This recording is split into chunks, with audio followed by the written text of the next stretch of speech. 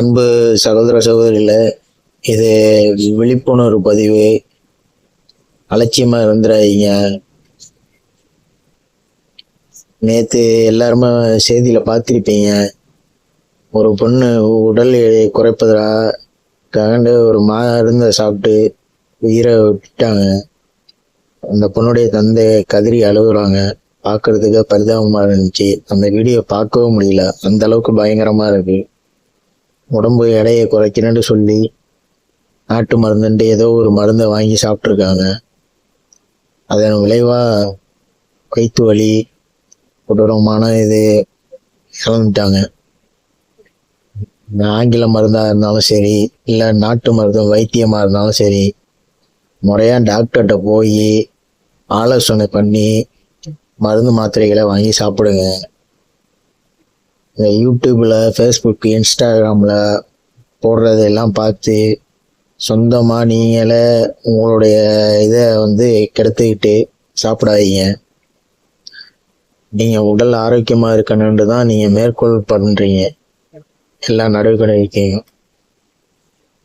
மருத்துவர் ஆலோசனை இல்லாமல், டாக்டர்கிட்ட கன்சல்டன்சி இல்லாமல், யூடியூப்பில் போடுறத வச்சு, ஃபேஸ்புக்கில் போடுறத வச்சு இந்த மருந்தை இப்படி சாப்பிட்டாக்கா நம்ம உடம்பு இறங்கிடும், இதை சாப்பிட்டா சுகர் குறைஞ்சிடும், இதை சாப்பிட்டா சிறுநீரகம் சரியாயிடும் வந்துட்டு நம்மளாம் முடிவெடுத்துக்கிட்டு அவங்க போடுறது உண்மையாக பொய்யாண்டு கூட தெரியாமல் அந்த மருந்துகளை நம்ம வாங்கி சாப்பிட்றோம்.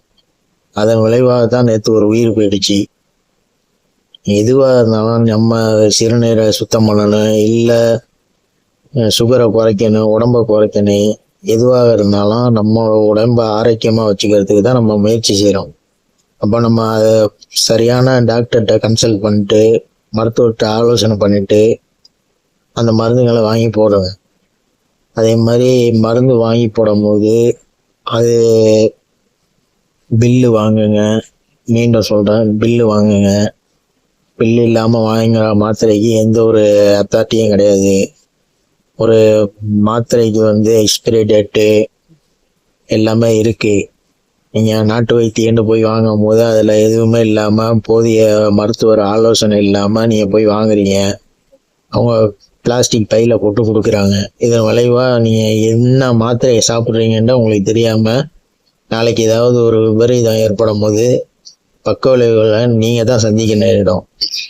நேற்று அந்த பொண்ணுடைய அப்பா கதறி அழுகுறத பார்க்க நம்மளால முடியல, அந்த மாதிரி இருந்துச்சு.